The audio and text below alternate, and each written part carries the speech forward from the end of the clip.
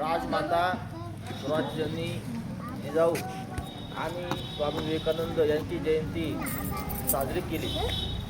आपला कार्यक्रम छान होता, अजून याच्यापेक्षा त्याला छान रंगत आली असती, परंतु गावामध्ये दुर्घटना झाल्यामुळे आज हा कार्यक्रम आपण आटोपता घेतलेला आहे।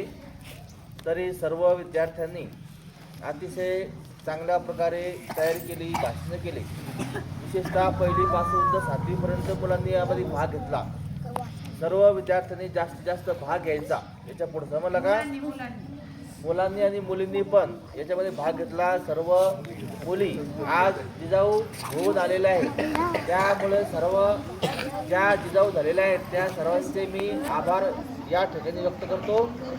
आणि सर्व विद्यार्थी कार्यक्रमाला उपस्थित राहिले, शिक्षक वृंद, विद्यार्थी विद्यार्थिनी, गावकरी, अध्यक्ष उपाध्यक्ष हे उपस्थित राहिले, त्याबद्दल सर्वांचे मी आभार व्यक्त करतो। आणि एक ग्रुप फोटो या ठिकाणी होईल आणि त्यानंतर आपल्या कार्यक्रमाची सांगतो।